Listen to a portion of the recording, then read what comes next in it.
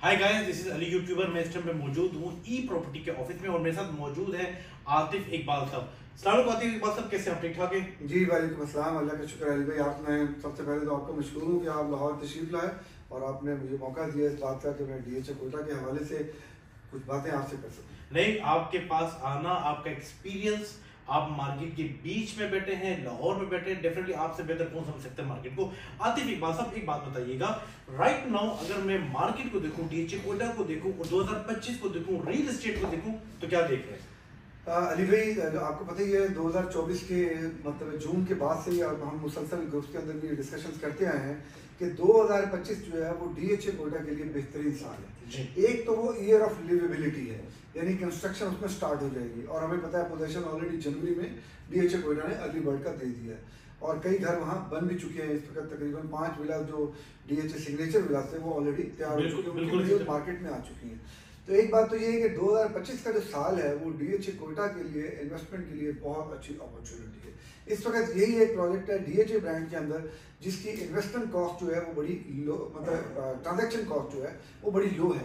आप early bird को ही देख लें, अर्ली बर्ड जो है उसकी एफबीआर वैल्यू डीसी वैल्यू सिर्फ 36 लाख रुपए। एक पोजेशन प्लॉट जहां आप आज प्लॉट लेकर घर शुरू कर सकते हैं, जिसका ऑफिशियली पोजेशन अनाउंस हो चुका है, उसके ऊपर सिर्फ आपकी ट्रांसफर कॉस्ट जो है 52,000 रुपए लोकेशन फीस है और 1 लाख कुछ उसका टैक्स बनता है, एंड दैट्स इट।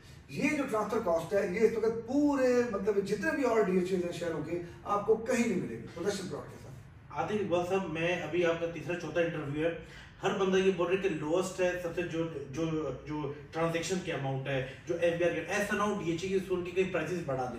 मैं इसका फायदा देखना चाह रहा हूँ, इसका फायदा एंड यूजर को क्या होने वाला है? देखिए, एंड यूजर को सबसे बड़ा फायदा यही है ना कि ट्रांजैक्शन कॉस्ट जितनी कम होती है उतना ही आपको एज ए इन्वेस्टर भी बेनिफिट है और एंड यूजर भी उसमें खुशी से आता है, क्योंकि जिस प्रोडक्ट की भी ट्रांजैक्शन कॉस्ट ज्यादा होगी उसका ब्रेक इवन उतना बढ़ जाता है। एक प्रॉपर्टी आप मार्केट प्राइस पे खरीदते हैं, उसके ऊपर ट्रांजैक्शन कॉस्ट देते हैं तो वो आपका ब्रेक इवन बनता है दोनों को मिला के। तो इन्वेस्टर के लिए जो की फैक्टर है वो दो ही चीजें हैं, एक तो एफबीआर या डीसी वैल्यू का कम होना, जस्ट ट्रांजैक्शन कॉस्ट। तो ये इस प्रकार हॉट केक बनाता है डीएचए कोयटा को एज ए इन्वेस्टमेंट कॉन्टेक्ट में। अलबत्ता यहाँ दो चीजें हैं, एक दायरा फाइल है और एक on ground plot, semi develop और फुली डेवलप। अगर हम फुली डेवलप की बात करें तो अर्ली बर्ड में जिसमें पोजेशन दिया जा चुका है वो फुली डेवलप्ड है। कुछ एरिया में अभी अर्ली बर्ड में पोजेशन नहीं आया, उम्मीद है अगले 6 महीने के अंदर अंदर उस पर भी पोजेशन आ जाएगा। तो सेकंड अर्ली बर्ड या सेकेंडरी अर्ली बर्ड जो है वो आपका A6 है। हमें पता है कि A6 के अंदर डेवलपमेंट स्टार्ट हो चुकी है और अभी ऑफिशियल ग्राउंड ब्रेकिंग भी उसकी की जा चुकी है। कुछ दिन पहले उसका प्रॉपर एक इवेंट किया गया और बगीर साहब ने जाकर उसको बाकायदा एक ग्राउंड ब्रेकिंग उसकी की है। और अर्ली बर्ड जो है उसके बाद अब नेक्स्ट आपका सेकेंडरी अर्ली बर्ड जो है वो A6 सेक्टर है। तो खास तौर पे वो लोग जो कोयटा शहर के अंदर है और अपना घर बनाना चाहते हैं और अर्ली बर्ड उनकी रेंज से बाहर निकल गए, उनके लिए इस वक्त बेस्ट बाय जो है वो A6 का ऑन ग्राउंड मैप लोकेशन के साथ प्लॉट है। आतिफ इकबाल साहब, एक बात बताइएगा, थोड़ी सी ऑन ग्राउंड रियलिटी की बात कर लेते हैं। जैसे जनवरी स्टार्ट हुआ, अर्ली बर्ड की प्राइसेस में जंप देखा, फिर फाइल्स की प्राइसेस में जंप देखा, ना सिर्फ डीएचए कोयटा में, ओवरऑल अगर मैं बात करूं, उसके बाद मार्केट में करेक्शन आई। राइट नाउ इस टाइम पे अगर हम जाते हैं तो पता चलता है जी मार्केट में करेक्शन है, बाहर नहीं है। अब क्या आप समझते हैं, क्या ये बाहर दिसंबर 2025 तक नहीं रहेगा या आने वाले टेन्यूर या वक्त के अंदर बाइंग दोबारा स्टार्ट होगी या आज की डेट पे इन्वेस्टर को इन्वेस्ट करना चाहिए? अच्छा, जितने भी नए लोग प्रॉपर्टी के अंदर अब इन्वेस्टमेंट करने आते हैं उनके लिए ये बात समझना बहुत ज़रूरी है कि प्रॉपर्टी की मार्केट का गिरना और है और करेक्शन और है। अच्छा, गिरना करेक्शन फर्क है, बहुत बुनियादी फर्क है। एक्सप्लेन कर, मैं वो एक्सप्लेन करता हूँ। देखिए, मार्केट तब गिर रही थी जब 2022 के एंड में, अब 2022 के अप्रैल मार्च तक इसकी प्राइसेस जो है वो तकरीबन 1 करोड़ से प्लस गई हुई थी। उसके बाद इंटरेस्ट रेट हमें पता लगता बढ़ना शुरू होता है और वो इंटरेस्ट रेट जो है वो 8, 9, 10% से एक ही दिन में या एक ही हफ्ते में या एक ही महीने में 24 या 22% नहीं हुआ, वो ग्रेजुअली ऊपर को गया। जैसे जैसे वो ऊपर जाता है ग्रेजुअल मार्केट को नीचे आती है। अब ये जो मार्केट इसकी 21 को आके इसने टच किया है वो भी हमें पता है कि वो एक 35-40 से एक ही दिन में या एक ही हफ्ते में या एक ही महीने में एक 35-40 से 21 नहीं आई, बल्कि ग्रेजुअली नीचे आ रही थी। वो था मार्केट का गिरना, वो मार्केट गिर रही थी। अभी मैं आपसे सवाल करूं या जितने भी दोस्त आजकल मुझसे पूछते हैं, मैं उनसे ये सवाल करता हूं, अगर आप इस करेक्शन को मार्केट का गिरना समझ रहे हैं तो आप मिस्टेक कर रहे हैं। मार्केट का ओवरऑल ट्रेंड पॉजिटिव है। क्यों पॉजिटिव है? क्योंकि इंटरेस्ट रेट अभी और नीचे आ रहा है। अगर मैं आपसे सवाल करूं, आपको ऐसा लग रहा है कि गवर्नमेंट की अगले 3 माह की पॉलिसी, 6 माह की पॉलिसी या 1 साल की पॉलिसी ऐसी है जिसमें आपको नजर आ रहा हो कि इंटरेस्ट रेट वापस ऊपर जाना शुरू हो जाएगा? नहीं। इसका मतलब क्या है कि मार्केट एक्चुअली पॉजिटिव डायरेक्शन की तरफ है ओवरऑल। अलबत्ता बीच में सेंटीमेंट्स की वजह से मार्केट में एक्स्ट्रा ऑर्डिनरी हाइप आती है, प्राइसेस बहुत ज्यादा गेन ले लेती हैं। वो गेन जो उसने 6 महीने साल में लेना था, जब वो 1 महीने में ले लेगी तो ऑब्वियस सी बात है उसमें थोड़ी सी करेक्शन ड्यू हो जाएगी। करेक्शन का ड्यू होना मार्केट का गिरना नहीं होता, वो करेक्शन है, वो फॉर द टाइम बिंग आती है। लेकिन चूंकि ओवरऑल सेंटीमेंट पॉजिटिव है और आपको पता है कि गवर्नमेंट की पॉलिसीज भी आ रही हैं, कंस्ट्रक्शन पैकेज आ रहा है, और जिसकी वजह से ये सारा हाइप क्रिएट हुआ, जिसमें ये जिक्र था बार बार के टैक्सेस भी कम किए जा रहे हैं, एफईडी को खत्म किया जा रहा है, 7E को खत्म किया जा रहा है। पर्टिकुलरली 7E एक ऐसा टैक्स है कि आप बेचें या ना बेचें, आपको हर साल वो चार्ज हो रहे हैं। ठीक है। एक्चुअली कुछ टैक्सेस ऐसे हैं जो आप सेल के वक्त देते हैं, कुछ टैक्सेस ऐसे हैं जो आप परचेज के वक्त देते हैं। वो सिर्फ उस वक्त होते हैं जब ट्रांजेक्शन इनकर होती है, जब आप ट्रांजेक्शन हो जाती है। फॉर एग्जांपल आपने एक चीज बेची तो उस वक्त आपने बेचने का टैक्स देना है। फॉर एग्जांपल आपने एक चीज खरीदी तो जब ट्रांजेक्शन हो जाएगी तब आपको पे करेंगे। लेकिन 7E जो है वो डीम्ड इनकम टैक्स है जो कि एनुअल बेसिस पे आपको चार्ज किया जाएगा। आपको लगता है कि जो टैक्सेस, एक तो टैक्सेस आज पता चलता है कुछ छोड़ नहीं होते, कल पता चलता है कुछ छोड़ नहीं होते, डेफिनेटली उसका इम्पैक्ट मार्केट में पड़ रहा होता है। आपको लगता है जितने टैक्सेस है इसका स्पेसिफिकली डीएचए क्वोटा के ऊपर इम्पैक्ट पड़ेगा? जो टैक्सेस का अगर हम हवाले से बात करें तो डीएचए क्वोटा की मार्केट के ऊपर इसका कोई खास इम्पैक्ट डायरेक्ट नहीं है। लेकिन जब ओवरऑल मार्केट में करेक्शन आती है तो जाहिर है फिर अकेला क्वोटा ऊपर नहीं जा सकता। अभी हमने देखा रिसेंटली मार्केट पिछले 1 माह में हर तरफ ऊपर गई, क्या क्वोटा, क्या मुल्तान, क्या भावलपुर, यानी अगर मैं डीएचएस की बात करूं। और जब ये खबरें दोबारा चली कि पॉलिसी थोड़ी सी डिले हो गई है, पॉलिसी ने आना है, इस बात को श्योर कर लेंगे पॉलिसी ने आना है। जून से पहले देख रहे हैं, जून की बात देख रहे हैं? नहीं, जून से पहले ही आएगी। वो डिले जरूर हुई है लेकिन उसने आना है।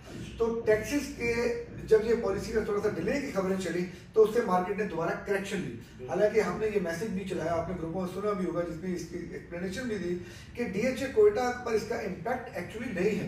क्योंकि डीएचए क्वोटा में एक तो स्टैंप ड्यूटी नहीं है, इसलिए कि वो बलूचिस्तान में आता है। पंजाब के अंदर जो डीएचएस के प्रोजेक्ट हैं उनमें ये इशू आ रहा है कि यहाँ हमें 1% स्टैंप ड्यूटी और 1% टीडीआई पे टैक्स देना पड़ता है। तो वो एक्चुअली 2% जो है पंजाब गवर्नमेंट का एक टैक्स बनता है, वो डीएचए क्वोटा में नहीं पे करना, वो डीएचए क्वोटा में नहीं पे करना पड़ता है। बहुत बड़ा एडवांटेज है। और उसके बाद जाहिर है अभी तक डीएचए क्वोटा में एफईडी और 7E जो है इसके ऊपर भी अभी तक डीएचए क्वोटा अंडरटेकिंग ले रहा है। एट द मोमेंट वो पे नहीं करना पड़ा। तो डीएचए क्वोटा की हम बार बार इसलिए हाईलाइट कर रहे हैं कि ट्रांजैक्शन कॉस्ट बहुत कम है। अब अगर ये पैकेज आ जाता वो तब भी वही थी, और अगर नहीं आया तो तब भी ऑलमोस्ट वही है। इसको एग्जांपल में समझ लेते हैं। अगर पैकेज आ जाता है और ट्रांजैक्शन कॉस्ट लेट्स से 236 के परचेज का टैक्स 1% हो जाता है, तो वो डीएचए क्वोटा के केस में क्या है, 22.5 लाख रुपया एफबीआई वैल्यू है, उस तरफ में आपने 22,500 पे करना था। आज अगर 3% है तो आप 67,500 पे कर रहे हैं, तो 55,000 की टोटल सेविंग निकल रही थी। ये कोई इतनी बड़ी सेविंग नहीं थी अगर हम ट्रांजैक्शन कॉस्ट की बात करें। तो मैं समझता हूँ कि जो दोस्त डीएचए क्वोटा में डील कर रहे हैं और जो इन्वेस्ट करना चाहते हैं उनको ये बात समझ लेनी चाहिए कि डीएचए क्वोटा का इस पर्टिकुलर पॉलिसी के साथ कोई इतना बड़ा इम्पैक्ट नहीं है आने या ना आने का। हाँ, ये जरूर है कि जब ये पॉलिसी आएगी, ओवरऑल मार्केट में बेहतरी आएगी, तो उससे डेफिनेटली डीएचए क्वोटा भी बेहतर होगा। ये जो मार्केट की करेक्शन आई है इससे बिल्कुल भी परेशान होने की जरूरत नहीं है। और आपके सामने ये मार्केट ने करेक्शन लेने के बाद अब दोबारा मार्केट स्टेबल तकरीबन हो चुकी है। अगर आप क्वोटा की बात करें, बाकी अभी भी नीचे आ रहे हैं, लेकिन क्वोटा जो है वो तकरीबन ऑलमोस्ट स्टेबल हो चुका है। आतिफ इकबाल साहब, इन लास्ट एक वर्ड आपसे लूंगा, अर्ली बर्ड और डीएचए क्वोटा क्या कहते हैं आप? अर्ली बर्ड तो दायरा एक बहुत ही अच्छी इन्वेस्टमेंट है और एक ऐसी इन्वेस्टमेंट है जो बिल्कुल सॉलिड और कंक्रीट है। और अगले 6 माह से 1 साल के अंदर अंदर जैसे जैसे वहाँ से कंस्ट्रक्शन एक्टिविटी बढ़ेगी, मैं आपको बताऊं अर्ली बर्ड के वो प्लॉट खास तौर पर जो नज़दीक के सेक्टर हैं, पर्टिकुलरली A1 और A3 जो एक दूसरे के आमने सामने हैं, इनकी प्राइसेस जो हैं वो ग्रेजुअल इंक्रीज करती जाएंगी। मैं अभी जब जनवरी में वहाँ आया हूँ तो मैंने दोस्तों के साथ गाड़ी में विजिट करके उनको वहाँ गाड़ी में ये ब्रीफ किया कि देखिए अभी हम गेट से एंटर हुए हैं और जैसे जैसे हम चलते जा रहे हैं तो लेफ्ट और राइट जो शुरू के प्लॉट्स हैं, जब वो कंस्ट्रक्शन में आएंगे और वहाँ आबादी आएगी तो लोगों को वो खुद बहुत अच्छे लगने लग जाएंगे। A2 तक जो पोजीशन है और A2 की जो आखिरी लाइन है वो थोड़ी आगे चली जाती है।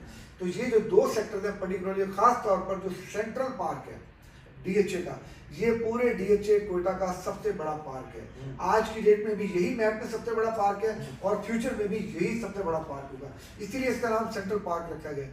इसकी सराउंडिंग के अंदर अगर आपको कोई एक अच्छी चीज़ मिलती है, चाहे वो कमर्शियल है, चाहे वो अर्ली बर्ड का प्लॉट्स है, आप जरूर उस पर इन्वेस्ट करें। आज की डेट में भी ये बहुत अंडर प्राइस है और बहुत अच्छी इन्वेस्टमेंट ऑप्शन है।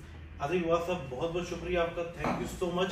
एक बात हम लोग को बताता चलो, आतिफ इकबाल साहब की जितनी भी बातें हैं वो पॉइंट नोट करने वाली बात है, चाहे उन्होंने एफबीआर के टैक्स के बारे में बात की, चाहे उन्होंने इन्वेस्टमेंट के बारे में बात की हुई है, बहुत नॉलेज रखते हैं सर। सर बहुत बहुत शुक्रिया आपका, बहुत शुक्रिया, thank you sir, thank you.